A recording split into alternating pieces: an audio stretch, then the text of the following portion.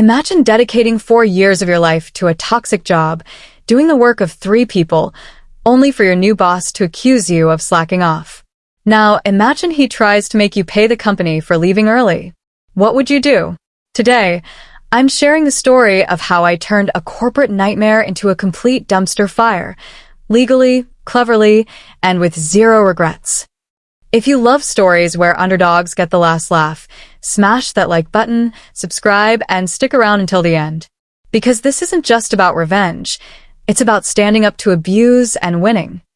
Picture a company so toxic it's a revolving door. Employees come, suffer, and leave within months. Management's solution?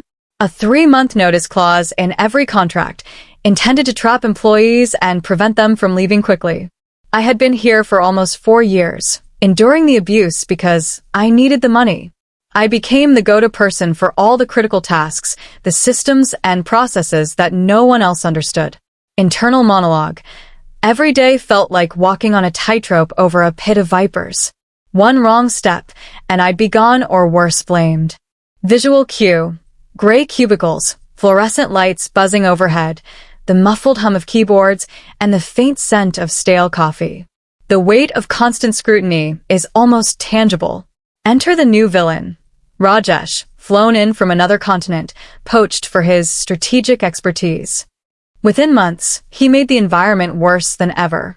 He fired my boss, pulled the team under him, and encouraged us grunts to spy on each other. And from day one, he had it out for me. Rajesh starts actively making my life miserable, pulling me aside to tell me I wasn't pulling my weight, despite doing triple the work of my colleagues. Encouraging others to doubt me, question me, and report on me. Internal monologue. I was doing everything to keep this division afloat. And yet, suddenly, I was the problem. The irony? The only reason the company even ran smoothly was because of me. Emotional cue. Betrayal, frustration, helplessness.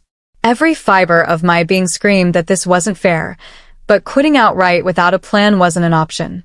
After weeks of covert job hunting, a new opportunity arose, willing to wait the 3 months.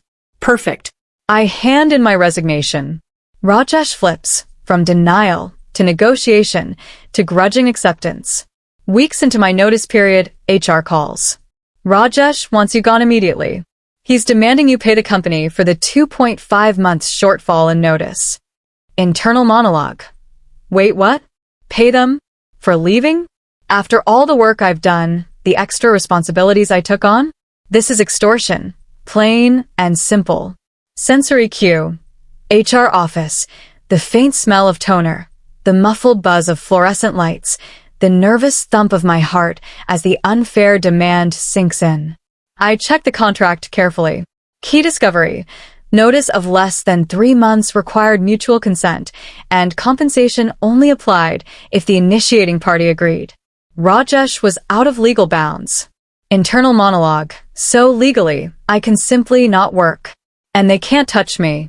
Let's see how they like this. The next day, I stopped doing almost all of my work. Logged in, logged out, did exactly 0 extra work. Ignored the additional responsibilities I had carried for years. Took my primary duties at a glacial pace, knowing no one else understood them. Internal monologue.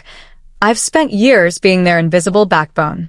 Now, they'll feel what it's like when that backbone disappears. Visual cue. Screensaver flickers, mouse moves lazily, office chatter ramps up. Rajesh storms in, face red, veins bulging. Rajesh. Why aren't these done? Me. Smirk, quietly sipping coffee. Emotional cue. Quiet satisfaction, simmering power, anticipation. Rajesh tries to force a handover. Train someone else, he demands. My reply, I don't really remember these old systems. Result, complete paralysis. Internal monologue. Everything they relied on me for, locked in my head. No documentation, no backup. And suddenly, they're floundering. The office turns into a full-blown dumpster fire. Missed deadlines, confused colleagues, endless meetings with me smirking quietly. HR panics, tries to buy out my notice if I cooperate. I refuse. Sensory cue. Fluorescent lights flicker. Phones ring endlessly. Keyboard clatter. Office murmurs of panic. Emotional cue. Control shifts. Tension builds. Satisfaction grows quietly inside.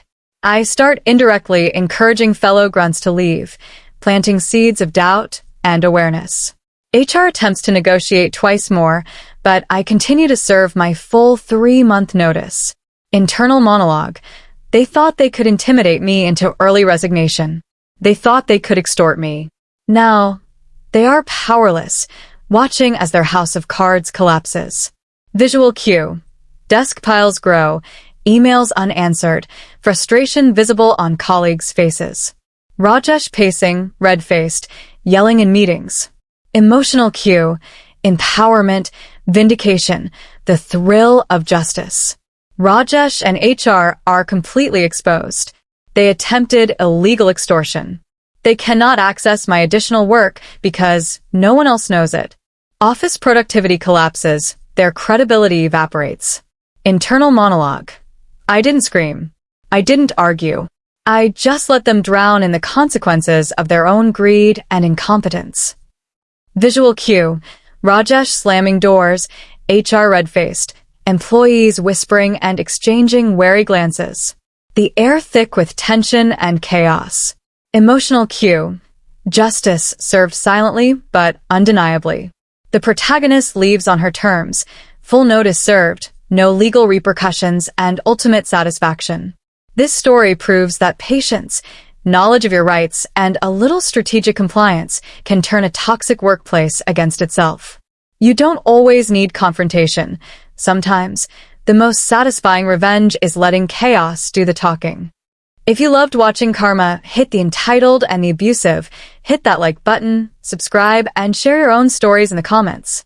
And remember, standing up for yourself doesn't have to be loud. It just has to be smart.